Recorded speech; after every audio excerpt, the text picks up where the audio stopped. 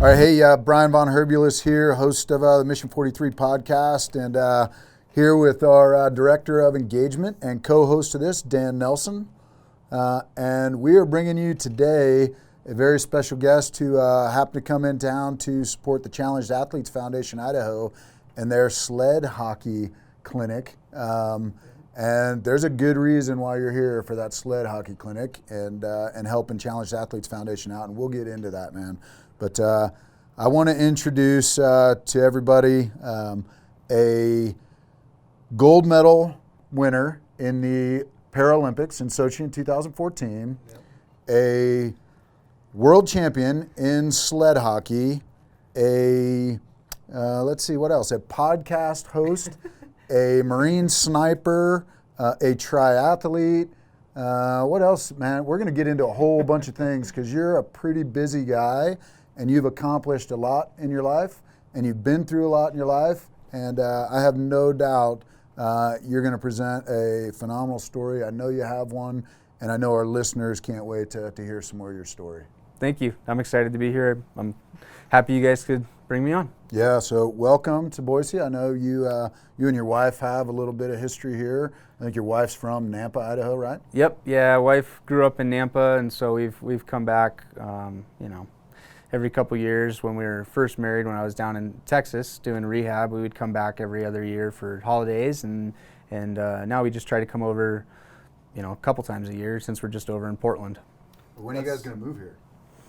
Yeah, that's actually why you're on the show right now. It's not because of all the world championships and Olympic gold medal and, basically being a badass all around. It's really because your wife's from Nampa. Yeah. It's your connection. Thank you, babe. Thanks to Appreciate her. that. Yes. Yeah. Thank you. So let's dig a little bit. Where'd you grow up? Yeah, so I grew up in Phoenix, Arizona, Glendale, Arizona to be exact, Glendale, Peoria line. And I was actually born on Williams Air Force Base, which I recently heard is now just like you can actually fly out of there. It's like you could take flights out of Williams, airport essentially now. But that's where I was born because my grandfather was in the Air Force, and my mom was young when she had me. So that's where I was born and lived there till I was 18, and then joined the Marines and left. But concrete jungle is pretty much where I grew up. You played hockey in high school, right? Yeah, yep. So I played hockey in high school because it was inside on ice. Yeah. And when you live in Phoenix or Glendale or Arizona, it's I didn't want to play football because it was too hot outside and it was all dirt that they're playing on essentially. So I chose hockey, and ironically enough, I started playing because a buddy wanted me to play roller hockey, and the rink, speaking of being hot, the rink was outside. It was a concrete rink, and the boards were like normal boards about halfway up, and then the rest was chain link fence until and roller hockey's not, there's no contact, but there is contact. Mm-hmm. And so that's where I started playing, and it was brutal, and it was a lot of fun, and I started to fall in love with the sport of hockey. And then once I realized there was, ice hockey, and I started meeting some friends or making friends in the roller community that also played ice hockey, I thought I should do that. So I got into it, and my parents forked over the money to be able to afford all that equipment, and just never stopped after that. You could actually play hockey in an environment that's not like hotter than a freshly fornicated fox outside. Yeah. Nice. Yeah. I'm with you. It was. It was fun. I really enjoyed it. So what led you to join the Marine Corps, coming from an Air Force family? Yeah, so this is a funny story, and I actually initially was going to join the Air Force, and ironically, I never really, my grandfather was in the Air Force, and my other grandpa was in the Army, but we never really talked about the military. Like growing up, it wasn't something that we talked about aside from, general respect and what they do for our country. And then when I started to realize, graduating high school, what am I going to do with my life? I'm a doer. I don't really want to go to school. I just want to do stuff because just academics, I was never really, didn't apply myself too much. And so I go into the Air Force recruiter because I'm thinking I'll be a PJ, a pararescue. Yeah. And I go in there, but I had these gauges in my ears. Like, so my ears were pierced, and they were just a little, they weren't even that big, but they were pierced, and they were a little bigger than just like a normal hole in your ear. And so I go in, and they were like, yeah, no, you're not joining the Air Force with your ears like that. And I was like, really? How can you fight with an earring? It's impossible. Yeah. It's impossible. Yeah, and I was like, okay. I was like, all right, well, shoot, I guess, all right. So I start walking around the mall, and then I see like the Army and the Marines were right next to each other, and I think the Marine guy was just happened to be standing there. And I saw him, and I was like, I'll go in there and say hi and see what they have. And when I went in, he didn't say anything about my ears, wasn't an issue at all. And then at the very end, I was like, hey, like, my ears are like gauged though, so what, And he's like, oh, it's not a big deal. Like, it'll be all right. And he's like, we'll just cut your earlobes off and we'll figure it out. Yeah, he goes, if nothing else, we'll just super glue them up. And I was like, I kind of like his thinking, like we're going. And so then I go to MEPS and I have them like super glued at the time. And so they were, everything was fine. They were like, you're good. Nice. And so then anyway, I get into boot camp and I'm like a week, I was like a month and a half in. It was like right before we went out into the field month, and right before that, and the drill instructor noticed my ears, and he was like, no, and you got to go see, the head officer on base. And so I go to the head guy, and he was essentially like ready to just like sign all my stuff and get me out of there. And I was just like, please don't kick me out of here. Like, I'm putting in so much work. Like, I'm here. I want to finish this. This is what I want to do.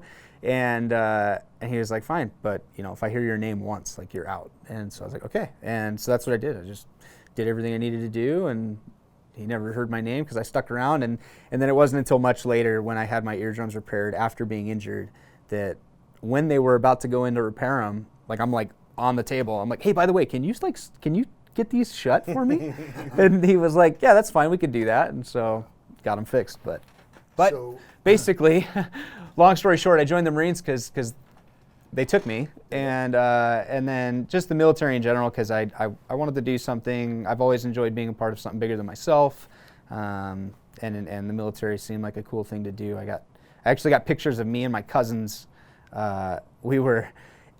We used to pretend like we used to play, Army or whatever out in the backyard when it was raining or muddy or even just whenever. And it was ironic because like we're all sitting in camis in the backyard, and it's me, my cousin Michael, and my cousin Scott, and all three of us joined the military. My cousin Michael and I joined the Marines, and my cousin Scott joined the Navy. So kind of looking back at that picture just made me laugh because we were like 8. Yep. So you went into the Marine Corps on open contract, or specifically for infantry, or what was that like? Specifically for security forces, because Okay, the recruiter pitched that to me, and I was like, yeah, that sounds cool. Do 2 years with security forces, 3 years infantry, I think was the agreement, or maybe 3 and 2, because after training it turned out to be only 2 and 2. And so I went in security forces. I got a lot of cool training out of it, had a lot of fun, and then eventually transferred over to 3rd Battalion, 4th Marines, which is when I deployed to Afghanistan. All right, yeah. And in that time with 3-4, you went to Marine Sniper School? I did, yeah. And it was actually only, I guess, 4 months before we deployed, they decided that I was good to go to school because they had faith in me actually graduating. And that's what I did. And it was I got to fly out to Hawaii to go through sniper school instead of staying in California, where I was based in 29 Palms. The most miserable place on the planet. Yeah, you know what? But growing up in Phoenix, I loved it. Like, and the fact that I was 4 hours from home because I had been stationed in Virginia for the 2 years before that. Right. So I'm 4 hours from home. I'm 4 hours from LA. I think it was only like 2 hours to Vegas or something like that. And so. And I think just growing up in Phoenix, but it it wasn't the most enjoyable when it came to training. Yeah. The weekends were the enjoyable part, but it was good. I had a lot of fun. I learned a lot, and I feel like it helped me to go through that school later in life because of the things that I learned. So yeah, no, that's cool. I know so many people are interested in that training pipeline to become a Marine sniper, and now that precision rifle shooting is such a big competitive sport, and there's so many people out there talking about their time as a whatever sniper. It's pretty fascinating. But you're one of the legit ones that went through the schoolhouse and the military, and which then brought you. I was going to say, ironically, I just remembered this. I totally forgot about this. Before I even joined the Marines, my dad, my mom was married. He's not my biological father, but whatever, my dad at the time.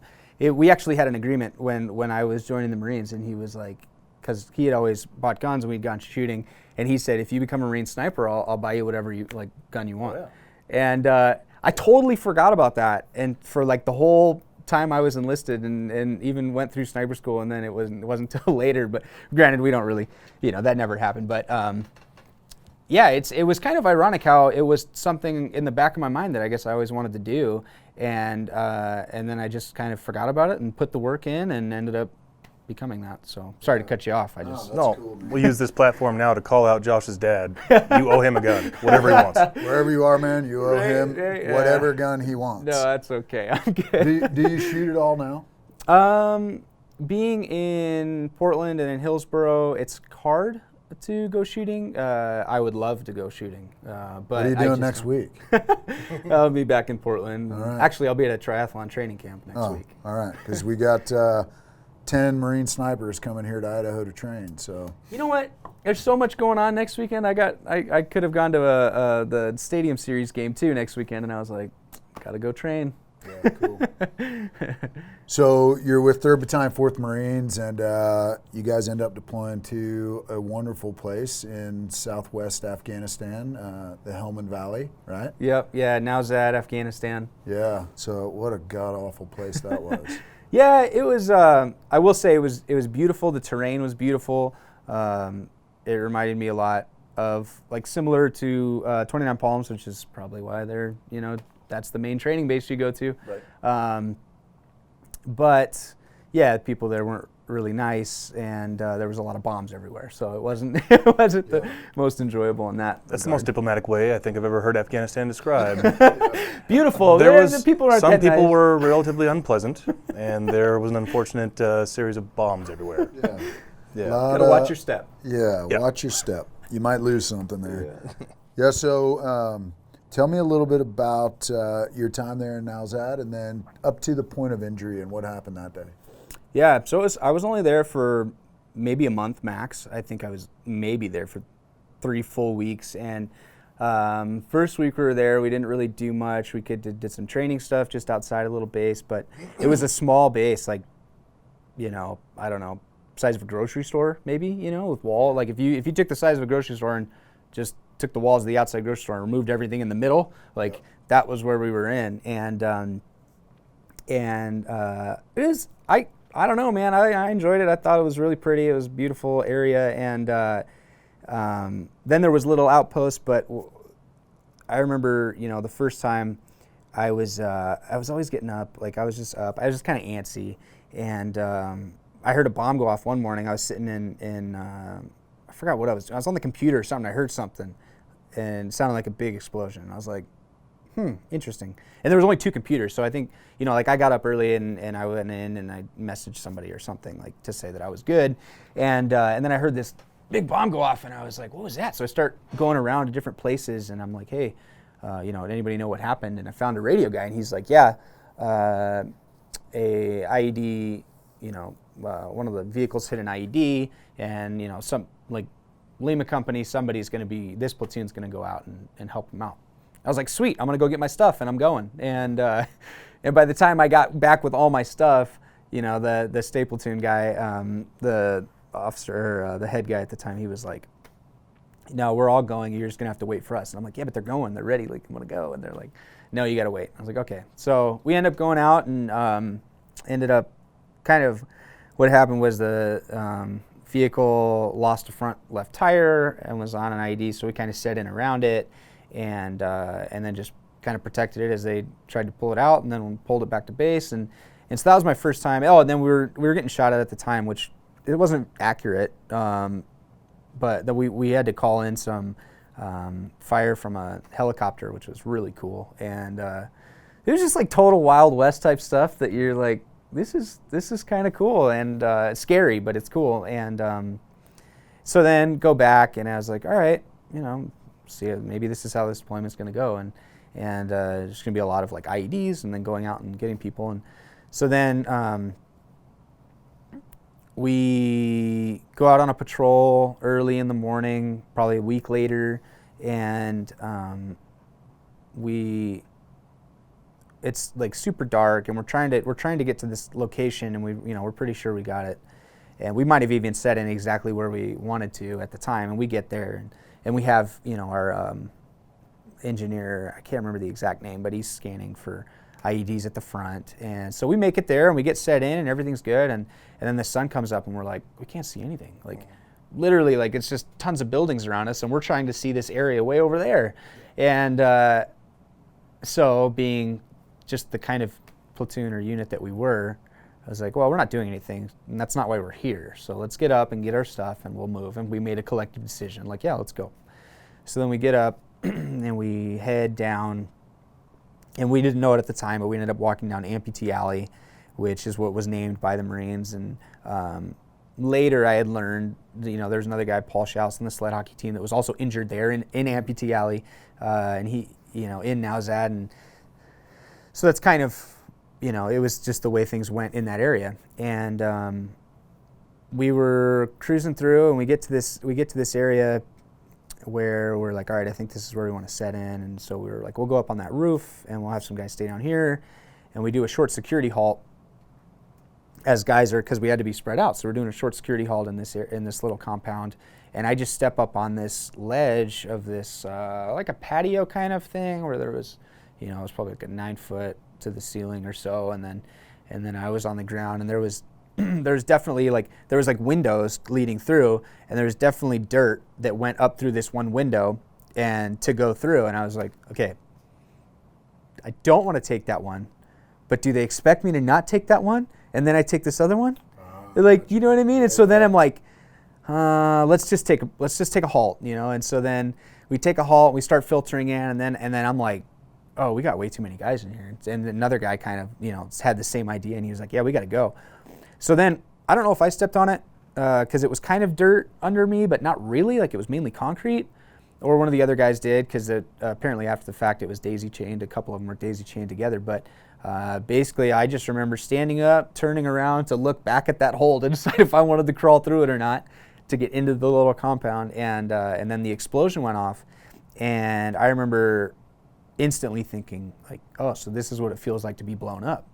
Because you talk about it so much, and there's all this, you learn so much about IEDs and what to do if one happens, and blah, blah, blah, but you never really think it's going to be you that it happens to, or, you just don't really know what it feels like. You just talk about it all the time. And so when it happened, I remember it wasn't oh me, I'm hurt, but it was just okay, I just got blown up. And then I remember kind of going up and then landing back down and asking for help, because I was helpless. And apparently some of the other guys had gotten hurt at the same time. And so there was me, another guy that was standing next to me, another one to my left, and then there was 2 or 3 kind of out in the compound. And those guys out in there didn't get hurt, but the one next to me got his face hurt because he was kind of kneeling at the time.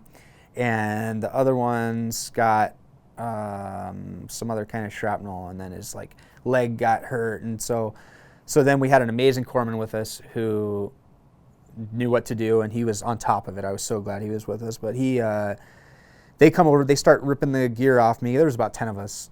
Yep. So they start ripping all the gear off me, getting me onto the stretcher, putting me onto the stretcher, and then I'm coming too. I was still kind of in this fog after I got blown up, and then I was saying help, but it was almost like when you're waking up from a dream and you're just kind of in that fog. And so then I'm coming to, and I'm like, oh, okay, this is legit. And I'm hearing my other guys that are kind of hurt, and I remember the one guy, he was just in some deep pain or something, whereas mine wasn't. I wasn't really in a deep pain until I felt the tourniquets on my legs. Yeah. That hurts. Like nothing else on my body seemed to hurt except for those tourniquets. And it felt like they were just like squeezing the crap out of me. And so then, they were. Yeah, because they were. So I'm laying there and you know, talking with one of my guys who's sitting next to me, and he's like, hey, like you're gonna be all right. And I was just like, all right, cool. And then he's like, I got to take care of my other guys, and then you'll be good. That was my corpsman. And I was like, all right, cool. So then the radio guy's trying to get radio. Meanwhile, like the unit's trying to figure out where we were. Like guys back at the FOB were trying to figure out where we were. And we were like, well, we kind of know, but not really. And because in the mass confusion of everything, everybody was just like, so then, you know, we're like, do you see this? And like, can you see this? And then I remember one of the guys was just like, he's getting so frustrated. He's like, I'm going to shoot, because he had tracer rounds in his 240, or his saw. And so he's like, I'm going to shoot into the air this way, away from the FOB and all the other stuff. He's like, just look for that. So he just starts hammering away. And I remember I was like, hey, I got a 203 on my rifle. So I'm like, hey, grab my rifle and like just shoot one of the 203s in the air and, you know, whatever, or like over.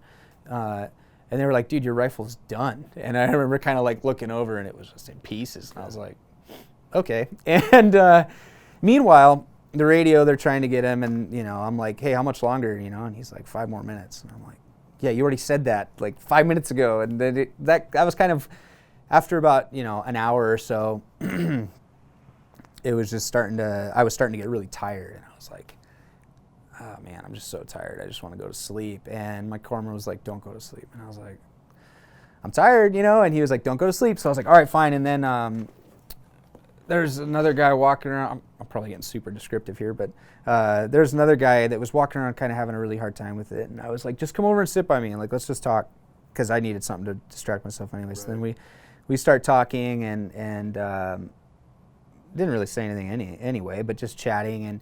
And finally, they kind of figured out where we are, and they're like, all right, cool, we're coming. And I was like, sweet, you know, and I think it had to be like an hour and a half in, almost 2 hours in. And then on the way to get us, I hear this, I just know that, okay, they're coming, cool, like whatever. And I'm laying there, and then I hear this explosion, and another guy had stepped on an IED coming to get us. He had gotten killed, Cody Stanley, and that was really unfortunate, you know, just not good. And so then, but we didn't know, so we're like, literally everybody that was in the compound like stopped, and we were just like, who was that? Because we thought maybe it was one of our guys, because they went to go sweep and try to get to other people, and they're like, we don't know. So then finally I noticed commotion and stuff, and people are coming in, and they're like starting to sweep more in the compound, and they're trying to get to us, and they're like, all right, cool, we're getting you out. And I was like, sweet. So they grab me and they start carrying me out. And the two of the Marines that were carrying me, I just remember, and I don't know if this is right or not, because I met one of the guys that carried me out later, small world. And I remember asking him, like, were you tired when you were carrying me out? Or like, you know, or was I just kind of making that up in my head? And he was like, no, like we were cruising, man. And I was like, okay. Because in my head, when they were carrying me out, I remembered saying like, okay, like, come on, you guys, like, let's go, like, you know, like almost like, get me out of here, you know, like, and I remember feeling like we're just going so slow. I think it might have just been my head messing with me. And so they get me to the dock in the box. We have this dock on top of the 7-tonner, and something similar to vehicle, whatever it was. We call them a dock in the box. And so when you get blown up, they take you there, and then they have stuff within there to kind of get you more stable before you fly or whatever, get picked up. So they what set was that me down. time duration from it was like, point of injury to actually getting medevaced out of there? Yeah, I want to say before the helicopter actually like got me, or before the guys came and got me, I want to say it was like 2.5 hours, if I'm remembering correctly. Yeah. You know, and then they couldn't give me morphine because I was just bleeding out, or I would have bled out because it would have thinned my blood. And so like, I don't know, I honestly think the tourniquets and just, I don't know, the whole, I mean, my body obviously kind of going into shock and doing all of that. It just, the tourniquets were the most painful part, and I don't really remember much else besides feeling tired. But then, so they set me down, and the dock is on top of this platform where, you know, to get up in there. And he's yelling out. He's like, I need the most seriously injured. And I remember I was laying in the stretcher and I went like this and I was like, that's me. And he was like, and he kind of looked at me funny. And I think probably because you expect any seriously injured person, no matter how seriously injured, to say like, it's me, because you probably don't think they're in the right, or coherent enough to be able to know these things. Yeah. And he was like, and I was like, no, I'm telling you, that's me. And then the guys carrying were like, no, it's him. And they're like, okay, well, get up here. So then they put me up in there, and I get on the little bed thing, and the one corpsman, or the one doc's getting things set up, and then the other corpsman, I hear him say something about, like, he like lifts up the sheet that was on me, and he says like, oh, something about amputations, like something like, oh, there's amputations, or we have amputations. And I remember I was just kind of like, really, dude? Like, and then they put the gas on my face, and I was out. And then I don't remember anything until Germany. But apparently there had been a couple more IEDs that got hit along the way with the vehicles, and the pararescue essentially were like, clear out an area because we're coming. Like, we can't fly anymore. We don't have enough gas. Like, we're gonna have to leave. And so they were basically just like, we're coming down. Like, we're coming down. And so we got in the dock, in the box. They drove us over. Somewhere along the way, there was another IED that got hit, and then eventually I got onto the helicopter, and then they took me to the main base in Afghanistan down there. Yeah, or the big Leatherneck, maybe. Yeah, Camp Leatherneck, and then they kind of got me a little more stable there, and then they flew me to Germany, and then that was where I remember kind of waking up for a little bit, and I remember just asking like, hey, like, do I still have my junk? Yeah, and I was still even being like PC about it at the time. I remember that. I remember waking up and not being like, crass about it or whatever, but I remember being like, do I still have my junk? And the nurse kind of looked at me and was like, yeah. And I was like, all right, cool, and passed back out. I don't know why that was such a big deal at the time. I guess, as a guy, we all have that. Yeah, no, I think that everyone has had that moment where it's like. Right? Am I still good? Yeah. And so then they get me to Germany, and I remember I was having some crazy dreams there. And then I woke up, and I was on a plane, and I was actually on a plane with my buddy Gritter, who was stable enough to walk, no, he was in a wheelchair, but he was stable enough to be able to fly and kind of more coherent than myself. And he had been injured with me, and I remember he thought I was done because I was like on the stretcher, and I was like kind of making noises or something, but not really. But I talked to him later, and he was like, I thought you were like mentally, like I thought you were gone. And I was like, what? I'm like, I felt like I was fine, and I don't know if it was the meds or what, but then I remember seeing him and being like, all right, cool, that's Gritter. And then passed back out, and then when I woke up, I was in the hospital, and like my family was there. So your wife was flown over there or flew over there? Yeah, and she wasn't my wife at the time. Okay. She was my fiance, or somewhere in that area, and so her, my mom, and then I can't remember who all else, but it was basically most of my family, and then later my some more family came out. But yeah, and then from there it was just kind of getting off those drugs and then deciding where I wanted to go and finishing. I had like multiple surgeries where they had to wash out my wounds, and my hands were completely shut because of nerve damage. On my arms, and so they were completely shut. So then they, occupational therapy had to make like a special spoon thing so I could like feed myself, and just kind of going through all of that. And I told my mom, like, where do you want me to go for rehab? Because I can't make this decision. And she was like, well, I think, her and my stepdad, Walter, they were like, we think Center for the Intrepid down in San Antonio would be the best place. They're the most state-of-the-art. As of now, they have, a lot of great equipment. And I didn't want to stay in D.C. because all my family and stuff is on the West Coast. So I went there and just rehab for 6 or so months. And that's an amazing facility. Dan and I just went down there a couple weeks ago to San Antonio, and we visited the Center for the Intrepid. Dan had been there before, but that was my first exposure to that facility and what goes on there. And what a fascinating place, the amount of technology that's in there to assist people, the prosthetic development that goes on there. Man, I mean, they have taken things to a whole new level. when it comes to rehabilitation and the application of science towards helping folks like you and other military veterans get back to a path of moving forward and progressing in life. Yeah, and it's literally like everything in-house right there. So they can, even the psychology side of it, you know, like you have to talk to a counselor, and I mean, rightfully so, but they make you talk to a counselor, and he's downstairs, and you know, he's on the first floor, and all your scheduling is done at the desk that's right there when you walk in, check you out, talk about scheduling. So as someone in the state that I was in, it was, and even for families to know that their, you know, injured family members are able to just go to this one place and have everything in-house and be able to do and get all of the care that they should receive. It was huge. And then on top of that, like the amount of sports that they're involved with, and the nonprofit Operation Comfort that was works closely with Center for the Intrepid, has additional sports, and then that's kind of how I got involved with sled hockey. Okay, so that was your introduction into sled hockey, was while you were down there at the Center for the Intrepid, and Yeah.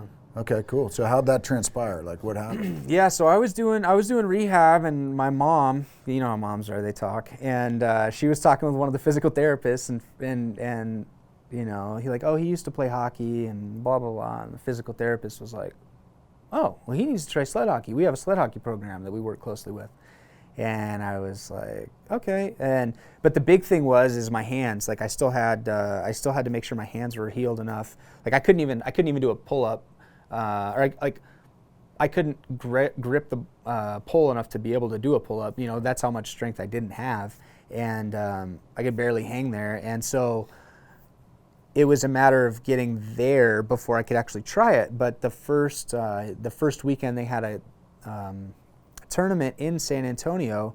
They said, hey, you got to come check it out and see if, you know. And I was like, yeah, I'm going to come watch a game. So I did, and I was still in a power chair, like I'm rolling around, and I get into the rink, and I remember smelling the smell of the rink because they have that smell. And I was like, oh man, this reminds me of back in high school when I used to play. And then I get up to the glass of the rink, and I see the guys out there, and like whatever I had thought sled hockey was before, I don't even really remember what I had thought it was, but it was not what I thought it was because they were hitting. It was physical. It's like rugby in a sled on ice, man, yeah, right? Yeah, it's definitely like that. It's a full contact sport. Yeah, and the boards don't flex at that level like Yeah. that we're at. They just don't. Like in stand-up hockey, you know, like you just lean against the boards and it flexes and bounce back and you're good. Down there you get hit and it's just like, ugh, like concrete wall. And so I'm watching these guys hit, and I'm watching them, and the biggest thing was the speed they were carrying as they're flying around the rink and skating with the puck and shooting, and I was like, I have to play this, you know. And so I as soon as my hands were good, I went out and I tried it my first time, and I'm in this big sled. I think I even have a picture from maybe not the first time, but it was one of the first times, and I was sitting in my sled, and I got these hockey pants on because the sled was too big, and it's you know, I got like straps that are holding me as tight as they could go, and I remember I just fell over like a ton that first time, but it was also, it was good because it was one of those things where it wasn't easy to just do, and something within me was like, well, we got to do this, because I feel like if it was easy to do, I would have probably just been like, I don't know, I'm gonna find something else, you know. And so I got out there, and it was hard, and I was falling over, and I was getting frustrated, and I was trying to have fun, but not having fun. And then after that, I remember going to the locker room and being like, all right, cool, so I'm doing this. And yeah, I mean, the San Antonio team was amazing. We've had Jen Lee, who's a goalie, and then Rico Roman.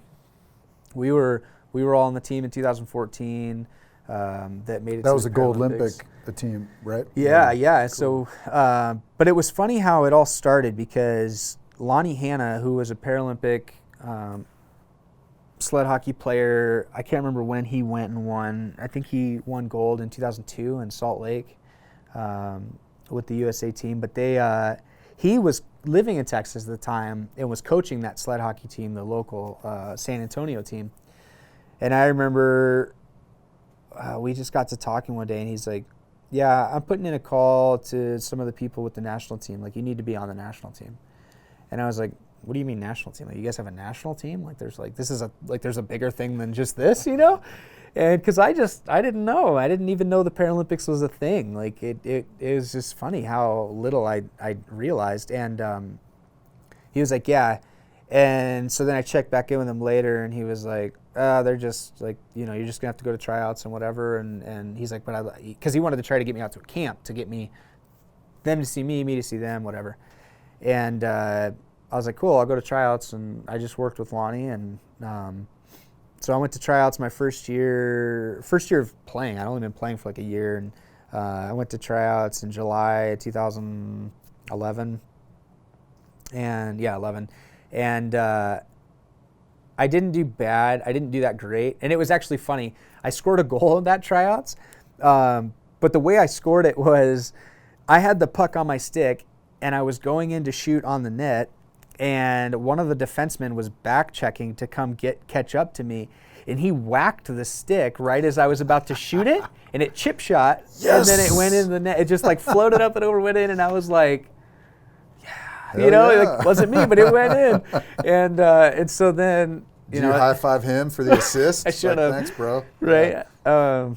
And so then after at the end of what they used to do is at the end of the 4 games, you play 4 games and then, or 3 or 4 games. And then they'll tell you at the end of the weekend, like, whether you made it or not. So you sit around and wait. And I went in and he was like, hey, you know, congratulations, we want to bring you onto the team, but, you know, you still have a lot of work to do. They're like, but we can tell that you know how to play the game. You can see the ice very well. You kind of, you know, you can understand how plays are developing and what's going to happen, and that's the hardest thing to teach. So we're going to take a chance on you. And I was like, sweet, you know, you won't regret it. And then me, Jen, and Rico continued to play for San Antonio and then play for the national team for the next 3 years and got to go to the Paralympics. So just to get the timeline right, so it was October of 2009 that you got blown up. 2008. 2008. Yeah, okay. yeah. So October 2008. Almost 2009. Yeah. Traumatic amputation of both your legs. Your arms got all messed up. You got fists. You couldn't even do a pull-up. And then you made the sled hockey national team in 2011. Yeah. Did you, at any point, like in that journey, because it's really easy to like brush over, like Germany, Bethesda, Center for the Intrepid, Yeah. blah blah, national team. Was there any time that you felt sorry for yourself? I kind of remember one night I broke down and but it wasn't like I felt sorry for myself. It was just more of like, just kind of like, this sucks, you know? Like, but it wasn't like like why me or poor me or anything like that. It was just like, almost like I just needed to release the emotions of what had, you know, and accept what had happened. And then after that, like, shoot, I don't know. I haven't even looked back. Like, I just don't. And that I think that has a lot to do with my family and the way I was raised. Like, it was always just, you know, live your life to the best of your abilities with what you're given, and do what you know, are passionate about and what you want to do, and you know, make life what you want it to out of what you have. And You're just in a different place, right? Yeah. So a different state of reality, and Yeah. get on with it. Yeah, exactly. And it wasn't, and my grandma and my mom were always big on that. I mean, I watched my mom struggle a lot with us growing up, and like when my dad left in 2000, when would it have been? Or yeah, I guess 2000. He left, and then my mom was stuck with me and my brother and had to raise us, and watching her struggle and us having to, you know, live on like the food rations that we would pick up down the road, and a lot of, you know, food that wasn't healthy but would last. And so watching that, and then my grandma just, she had to go through chemo multiple times, and then because she had some cancer, and I don't know, I just felt like after seeing all that and how they still kept that positive mindset and continued to push forward, and never once treated anybody, you know, like any differently, and they were always extremely thankful and appreciative of what they had, even though it may not have been much. I think that just kind of was instilled in me. And so then when I got hurt, like, yeah, I had that one time really is the only time I can really remember. I was just super upset. And then after that night, like, it's like, all right, cool, let's go. I don't know if you recognize, or do you recognize how unique that is? Like, even people with really easy childhoods or terrible childhoods or anywhere in between, like yours, you had an interesting way of growing up. Your family had to go through a lot in that period, but then after losing your legs, losing, function of your arms partially at that time, and to have one night where you let it all out, like, there's a lot of us that like have a long day and are like, poor me, like, damn it, I'm tired, like, it's pretty unique, man. Oh, thanks. Definitely. I don't know. I just think I just try to focus more on what I'm doing, and I definitely stay busy, as we've discussed, and I think that has a lot to do with it. I don't I don't sit around and think about all the stuff I can't do, and just I pick up what I have and try to do what I can. Well, it sounds to me like your mom's got a tremendous amount of grit too. Like she was there in Germany. She was with you down in Texas during rehab and helping orchestrate, and probably super supportive of you and everything you do now. And yeah, and she was a teacher too at the time, and so she had taught, and I'd always spend a lot of time in her classrooms when she was teaching, and yeah, even as a teacher, like I said, we were living kind of rough, and for a short period, and then she married my stepdad, who was single up until the time that they got married, so he brought a lot of financial support, which was amazing for the family and her, and he's an awesome guy. He's amazing, outside of what he brought to us financially, he was just, he is an amazing person. And so, but at the time, like, she's having to have teachers fill her spots and like work with the school so that she can come stay with me to do like the care that I need outside of normal rehab type care. And so yeah, and she had to figure all that out. So yeah, it was she's been through it with me too. Yeah, these traumatic incidents, we talk about this a lot. It's not an individual sport, right? I mean, it's all of your support network, your loved ones, people that care for you, moms, dads, loved ones. You had a fiance at the time, so they're all impacted by this. Yeah, for sure. And they're providing the necessary support, man. So it sounded like you had a really good support network. Yeah, I think that might be another reason I don't really have too many bad days, because on the days that I maybe have a little trouble with something that could be turned into something bigger, I normally have somebody I can turn to and ask for help or vent with, like, hey, like, do you flip backwards in your chair a lot when you do laundry? And they're like, yeah, and that's like, all right, cool. And honestly, the hockey team helped a ton with my outlook in the locker room. It's like similar to military stuff where you're, you realize, like, you're not the only one going through the certain things that you're going through, and then you are giving each other a hard time. So, like, even though I'm injured, guys are giving me a hard time for, I don't know, just something. Or like when you're on the ice and they're like, why you look slow out here? And you're like, what? Like, yeah, you can still razz each other. Yeah. You still had that camaraderie. And I love the fact that you found that again, even post injury, really traumatic injury, but you were still able to, through sport, find the camaraderie that you had in the military. And that camaraderie you had probably, being a hockey player back in high school. That was an element of your life that you crave. Yeah, and I remember when when I first realized, like, after I'd been injured, it was probably I was at Bethesda for a month, but it was probably like 3 weeks in, and I remember telling my mom, like, oh, I'm not gonna be able to play hockey anymore. And it wasn't like, hockey wasn't a huge part of my life at the time. I would play it when I would go back home on leave, until I went back home and a puck hit my skate and it broke the blade off, and I didn't want to buy new skates, and I got mad and threw the skates away. And then, anyway, that might have been my last time home on leave, actually. But yeah, it was kind of a funny realization, and it was amazing that it came back into my life again. Kind of like with things that we've mentioned so far, it's almost like it was like in the back of my head, and I never thought about it. And then one day I'm like, oh, I'm playing sled hockey again. And like, oh yeah, I did think that I wasn't going to do this ever again. And so it's, that I guess I don't ever rule anything out. I just don't think about it. Yeah, I love the fact that you never put yourself in a place of isolation. Like, you found that camaraderie. Yeah. You had a good family support network, but you also found camaraderie with your athletic team, the sled hockey team, that you guys kind of went on and crushed every opportunity, you know, won the gold medal, 4-time world champion. I think you've won just about everything possible when it comes to the sport of sled hockey, right? Yeah. With San Antonio, we had a good run. We won nationals. I want to say it was 2014. I don't know. I'm pretty sure it was. And then we won, and that was thanks to Rico. Actually, I remember this now because he was on fire. He scored like 4 or 5 goals at nationals, and I was like, anyway.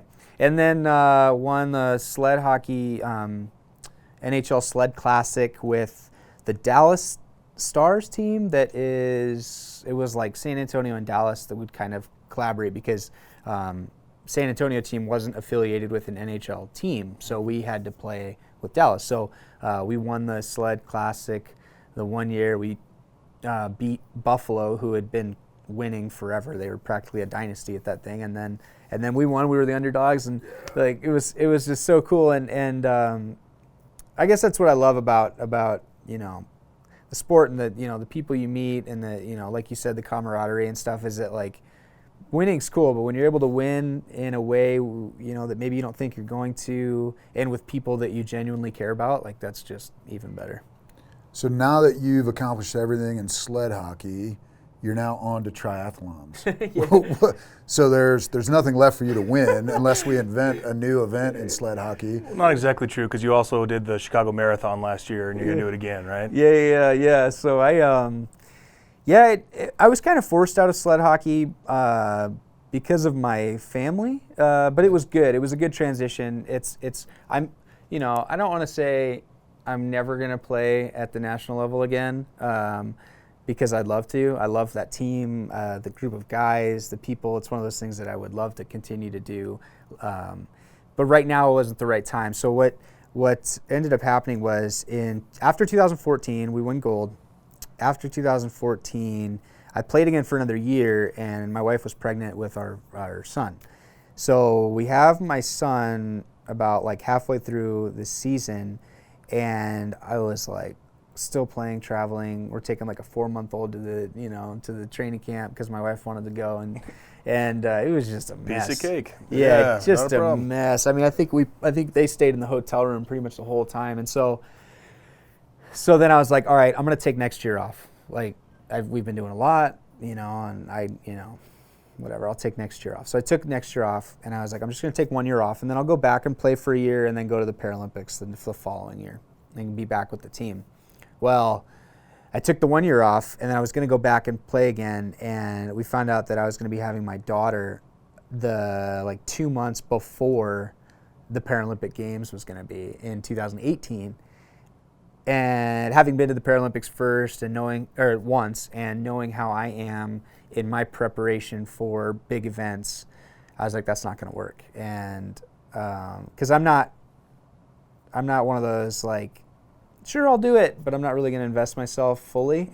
I'm like, I gathered that, yeah. Or I'm not. That comes across a little bit, yeah. Yeah. And so then when I realized that, I went to tryouts for fun, and I was like, guys, I can't play, and all right, cool. Like, obviously there was other guys who wanted to step into that place anyway, and so they went on to win, and then actually the Olympic and Paralympic Committee decided to match payout for both Olympic and Paralympic gold medals or medals at both events, and so then those guys end up winning and then bringing home like $38,000 like tax free, and I was like, oh, I got a newborn baby girl, like I could totally have used that, yeah, really. But I wasn't there, and that's not how I play. And money, fortunately, being retired military, I'm comfortable, and I don't have to do things just because I need money. And so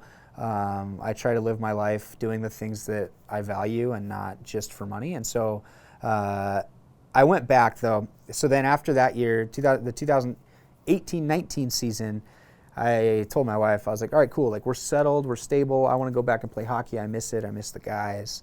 And I went back and it was just so hard. Like, it didn't really feel the same. I mean, it was still a lot of fun and still good, but I couldn't train during the middle of the day because I had to watch my kids. So it was hard to make it to ice time to be able to practice.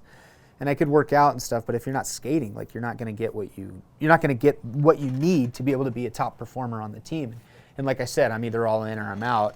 Yeah. And so when I realized I couldn't be all in, I started thinking about switching. But it actually, I had started thinking about switching a little sooner. Like, it was almost, I was watching this adventure show at the beginning of I'd gone to tryouts in July. And as I'm kind of doing some cross training, I'm watching this adventure show in between where they're doing these crazy, run through the desert and swim through the ocean, blah, blah, blah. And I was like, man, it would be so cool to do one of those, like something like that. And then I looked up, they did a triathlon one time. And I was like, oh, what's that?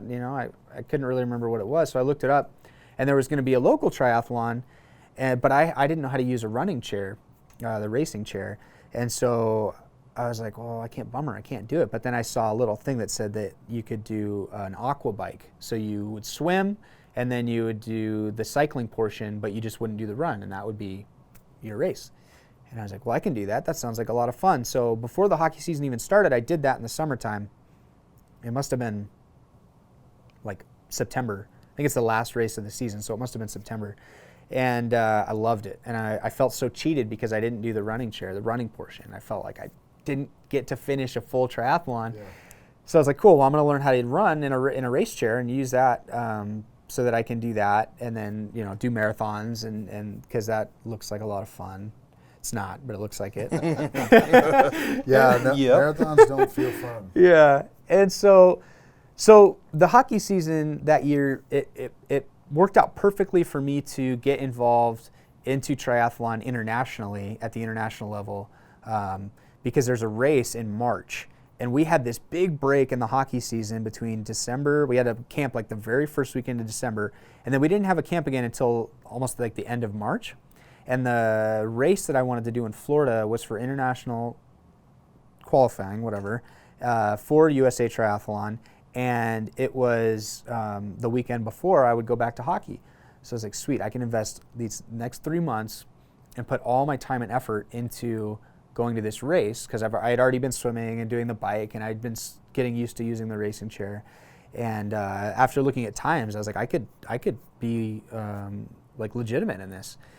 So then I go and I win, and I was like, okay, I can train for this after the kids go to bed and make it convenient for me, and I can do this in my garage with my daughter in a playpen while she's watching a show or playing with her toys or whatever, and like, this is something I can put all of myself into and get something out of and that I want, and yeah. So that's when I was like, all right. So I was gonna finish out the hockey season.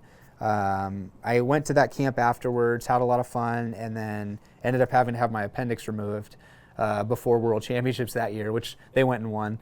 So that was kind of a bummer, but that was in Italy, so that would have been really cool. But yeah, so then after that, working in triathlon has been a lot of fun. I've been able to, like I said, devote all my time into it and get what I want out of it. And I'm pushing for a spot at the 2020 Paralympics, but it's very slim unless I do extremely well. So I could, we'll see. So at any point, or at what point did you get introduced to Challenged Athletes Foundation? Where did they come into the picture? Yeah, I had kind of seen them around, especially once I started getting into triathlon. I had kind of seen them around, and I knew that they had supported triathletes, and I wanted to go to a race in Tokyo for international, to represent USA Triathlon in an international race. They had one in Tokyo last year, and I wanted to go to that, but it's like $3,000 to go to a race, and USA Triathlon, unless you're a national team member, is not gonna pay for that. And I wasn't a national team member. I mean, still not. I'm a developmental team member. So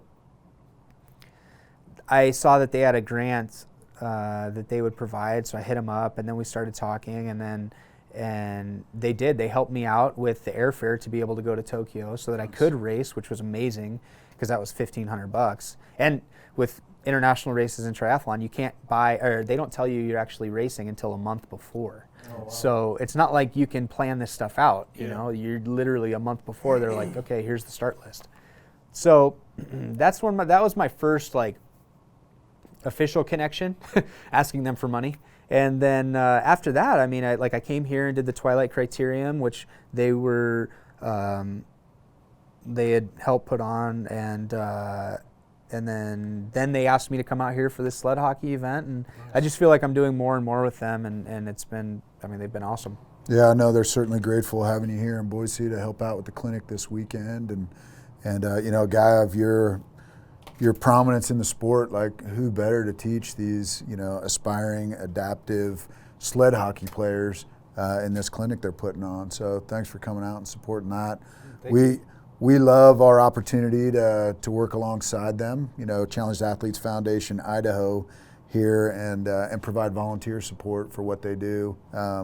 So many great parallels to what they do and what Mission 43 is doing. So it's fun for us to be involved, and we're glad to have, you know, elite athletes like you come participate in these things here in Idaho. I wanted to learn a little bit about your podcast. What inspired you to launch your own podcast, and you know, what are you trying to impart with it? Yeah, so I started a podcast, and I named it the Josh Sweeney Podcast because why wouldn't you? Yeah, well, so you know, it was a hard decision because at the same time, like, it's my podcast, I pay for it, I decide who does what on it, and so yeah, sure, why wouldn't I name it mine? But then it also doesn't say anything unless people want to take the time to look me up or something. You know, it doesn't say anything about what the show's about. So they could see it or hear the name, and then they'd be like, I have no idea what that's about, I don't really care, I don't want to listen. But I decided I'd take that chance, and I was paying for it anyway, so whatever. And you know, and so basically the reason I started it was a total spur of the moment idea I had when I was on my hand cycle cycling, listening to different podcasts, and I was just getting frustrated because I wasn't getting what I wanted out of the podcasts that I was choosing as I was cycling and doing a workout. And the workouts, you know, when I listen to podcasts, they're usually not that hard, but they're hard enough to where, like, I want something legitimate to, like, either motivate me or make me laugh or whatever, provide some emotion. And so, and then I started thinking, like, I could start one because I know a lot of really cool people that maybe aren't mainstream enough to be on bigger podcasts, but they're still doing amazing things and should be recognized for what they're doing, and people should learn about these individuals and what they're doing, and could learn a lot from them if, you know, and they're all, and all the people I know are like just really nice human beings that would be more than happy to help. So I was like, you know, I think I'm going to start one, and I hit up a buddy, and he was like, are you sure you want to do that? And I was like, oh yeah, do I really want to do that? You know, is that something I want to do? And it has been work. I mean, I have to research and do a lot of digging on people to get what I want, and then contact them and hope it works out, because everybody I'm asking on my show are busy people with busy lives, but you know, bottom line is I wanted to put out a show that somebody could listen to with their families, so it's totally family friendly, where it would provide you know, number one, a direct representation of that individual. Like, I don't edit anything unless it needs to be edited out, but I don't modify anything, and I keep everything exactly like the conversation is, unless, like, it's like, hey, like, I need to take a break to whatever, do something, so then I'll, like, pause it, you know, and so edit that out. But so I wanted people to hear interview with someone and be able to, at the end of that podcast, say, like, I already feel like I met this person. I already feel like I know who this person is. So if I met them later, like, I know everything about them. And that was the other part of it, is I wanted them to know everything about them, like who they were, where they came from, what are they doing, where are they going, and not just, hey, you're training really hard for the sport, and what's the cool thing, you know, now that you're doing. Right. And because that's a lot of what adaptive or challenged athletes type sports stuff is. It's a lot of like, hey, you just won this, tell me about that. But it's not like, who are you? And so I wanted that, something I could play in my.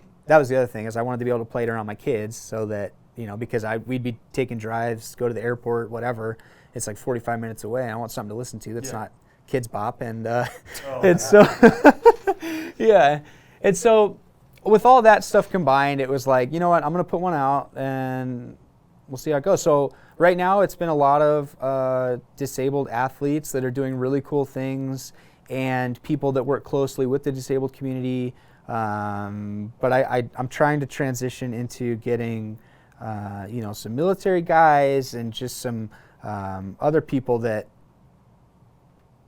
others could learn from, but maybe aren't big enough to be on a show or something. In that vein, man, like it's kind of unique here in Idaho because it's not like a huge population state, right? And we happen to have this foundation that not only started Mission 43, which is a veterans initiative specific to Idaho, which is unique among the entire country, but we're the only state to have our own chapter of like Challenge Athletes Foundation, Idaho, state specific. In Idaho, of all the states, we have this. I was wondering, like, are you affiliated with, or do you do anything with veterans groups now? Like any veterans groups? Shoot, not lately, or really. I mean, most of my stuff has been very sports specific. Yeah. Obviously, I mean, Team Semper Fi and the Semper Fi Fund, I do a lot with them. Or they support me a lot, I think is more of what I'm saying. It's a mutual relationship. Yeah, right? like if they ask me to do anything tomorrow, I'm doing it. And awesome. yeah, but they've supported me a ton ever since I was hurt. I could have been not gone to the Paralympics, and they still would have supported me just the same. So I love that organization, and they've been one that's always been there for me. Operation Comfort down in San Antonio, they were obviously there for me, huge when I needed it, and helped me to get to the Paralympics with the traveling team that they paid for everything for, so that we could go play in the Midwest League. I mean, but as far as like veteran specific, not really. I mean, I just haven't. I think I'm in such a niche like disabled athlete thing right now that I haven't done too much outside of that in the veteran side of it. Go ahead, Dan. I think like it's. I was kind of expecting that answer, honestly, because of what you've done post-service, post-injury, is like this, meteoric trajectory. Like you're just like winning all the time, and that's kind of one of the things. Like Mission 43, we're all about transition, helping people transition away from the military to what's next. Man, you did that on your own, quite obviously, with the help of your family and your loved ones, and like total badass like support network from your mom, your wife, all that stuff, obvious. But you're an example of what we know is possible. And as our veterans organization, we are not the typical type veterans organization. It's like, hey man, like Lieutenant Colonel von Herbulis, like, whatever, that's what he was. He was a MARSOC Marine, I am what I was. And no, man, it's about what are you doing next? Yeah. And having the ability to like meet guys like you, totally put that in perspective. Because some of us, like me included, still look back, 1 foot in, 1 foot out. It's like, hey man, I want to do what's next, and that's what I'm focused on. But at the same time, I really miss what I did. I really miss the old me, and it's really cool for me, and I think a lot of people like me, to hear your story, because there's not even like, you never look back. Yeah, and honestly, that's been a huge thing of mine. I have a lot of people telling me to look back, and I have a lot of people saying you should go back and play hockey, or you should go back and do this, or and that's just not how I work. Like if I'm out, I'm out, and then I feel like that allows me that mind space to focus on what I'm doing next, and has allowed me to say, yeah, that's cool, and that was a lot of fun, and I learned a lot, and I've missed opportunities because I left, but that's okay, because I'm trying to build new ones, and working towards this new goal, and honestly, yeah, it sucks. Like when you leave something that you're good at, and you can continue to play for, I mean, I could have probably continued to play and could still continue to play, and knowing that is kind of a bummer because I'm not, and they pay really well for a disabled sled hockey team. Whereas triathlon, I'm forking over all of the money and having Right to ask now. for a lot of money. Right now. Right now. And so it is hard, and it is hard to do something that you're not the best at after leaving something that you were really good at. But I mean, I think that's where growth happens, and that's where you learn things that you wouldn't learn in your own little comfort zone of, hey, this is what I'm doing and this is what I'm good at. Dude, exactly. Like You're writing new chapters, man. Yeah. So you figured out that, okay, it's okay to close that chapter of my life because there are new ones to be scripted. And in a positive way, you live a life and apply your own positive psychology on yourself, and I love it, man. You stay on the right path, and you don't get mired down in woe is me type attitude, which we see too often. Yeah. And you're a true inspiration, man, on Thanks. on a model of how people should look at and live their lives. And man, it's a pleasure to spend this little bit of time with you and get to know you and have you impart that type of lifestyle on anybody listening and that watches this podcast. Man, it's fascinating how you approached everything from just joining the military, positive, and then traumatic injury to where you have led yourself, man. Kudos to you, Thanks. your family, and everybody that's been a part of your journey. Thank you. I mean, I will say there's been a lot of failures, but with those failures, it's that's where I like to learn, and so it's for people. I guess I say that because I don't want people to hear my story and be like, oh, that dude's just always crushing it. Like, no, like there's been a lot of times where it's like, wow, I am not doing this the way I want to, or like I go to world championships, I feel like I'm gonna get for paratriathlon, I feel like I'm gonna get 8th or close to that, and I don't even finish. I finished 12th. I'm like second to last, and I don't get any points for going. So I've just spent $3,000 to go to this race that I'm getting nothing out of, except for what I want to learn. And when I left there, I was just fueled with all kinds of fire to get back into training and get back to where I want to be, and so that I don't have to be, in that place again. And so, I guess I'm saying that because I want people to know that I think I've made the progress I've made because I've put myself into uncomfortable positions and allowed myself to learn from failure. Yeah, that's great. We have a lot of opportunities to meet guys that come back from, the potential spiral of dwelling or wallowing in trauma or something negative, but we don't always get to meet somebody and talk to somebody that also had the opportunity to wallow in their spiral of success. And just thanks for coming and taking the time. Thanks for being a part of the Challenge Athletes and Mission 43 sled hockey event tomorrow. This is huge, man. Thanks. Yeah, we want to invite you back, man. We know you're just cross the border there into Oregon, and if we could ever have you come be a part of our leadership program or one of the other programs we offer here at Mission 43, we'd love to have you. That'd be great. Yeah, so Josh, man, thanks for everything you're doing and just the way you live that positive lifestyle. Lastly, I want to thank our video crew that's in here with us and the guys at 1890 Productions here. The amount of work they do in support of Mission 43 is fantastic, and we love those guys. And finally, our sponsor for the podcast is Spy Optics. So we want to give a shout out to Spy Optics and their support to Mission 43 podcast. So again, thanks for being here this weekend, and we look forward to seeing you at the Sled Hockey Clinic tomorrow. Yeah, I'm excited. It'll All right. be fun. Thanks, man. Thank you. Yeah. Appreciate it, man. Yeah. Thanks for listening to the Mission 43 podcast. To learn more, go to mission43.org.